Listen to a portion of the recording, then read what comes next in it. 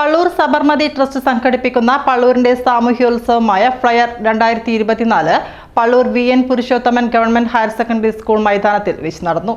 Flyer സാംസ്കാരിക സമ്മേളനം പുതുച്ചേരി മുൻ ആഭ്യന്തരമന്ത്രി ഇ വത്സരാജ് ഉദ്ഘാടനം ചെയ്തു.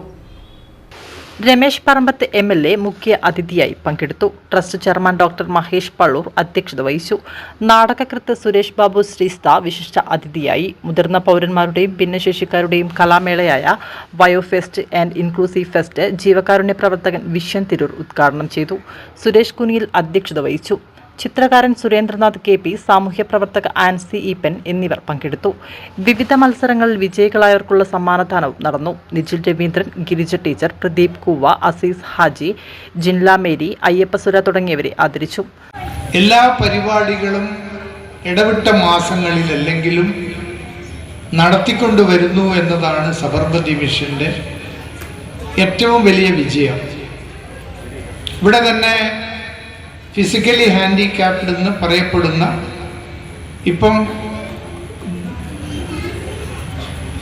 കൂടുതൽ ഫിസിക്കലി ഹാൻഡിക്യാപ്ഡ് എന്ന് പറയാൻ പാടില്ല എന്ന നിലയിൽ അതിൻ്റെ പേര് തന്നെ സർക്കാർ മാറ്റിയിട്ടുണ്ട്. ഡിസേബിൾഡ് എന്നതിന് പകരം ഡിഫറൻ്റ്ലി ഏബിൾഡ്. പല കാര്യങ്ങളിലും അവർക്ക് കാണിക്കുന്ന ശുഷ്കാന്തി നമ്മൾ TV-യിലൊക്കെ കണ്ടിട്ടുണ്ടാവും.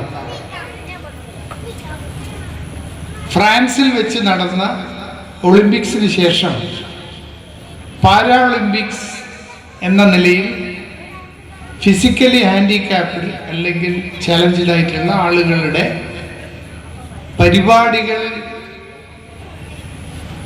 അഖില ലോക അടിസ്ഥാനത്തിൽ നടത്തി വന്നിരുന്നത് നമ്മൾ കണ്ടതാണ്.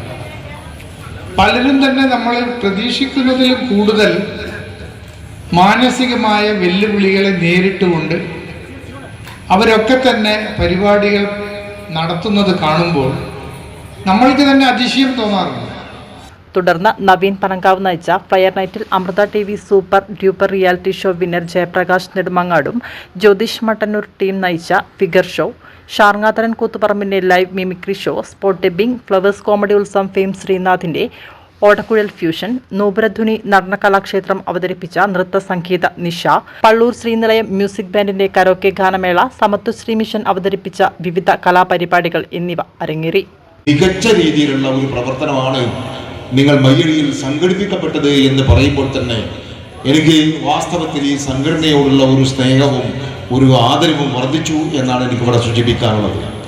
നമ്മൾ എത്രമാത്രം വിലിംഗനം ചെയ്യുന്നു എന്നുള്ളതല്ല, നമ്മെ സംബന്ധിച്ചിടത്തോളം നമ്മൾ എന്തുമാത്രം ആളുകളെ ഉൾക്കൊള്ളിച്ചുകൊണ്ട് ഏതൊക്കെ കാര്യങ്ങളാണ് ആളുകൾക്ക് ആവശ്യം അതിനനുസരിച്ച് നീങ്ങുന്നതാണ് സബർമതി ട്രസ്റ്റ് എന്ന്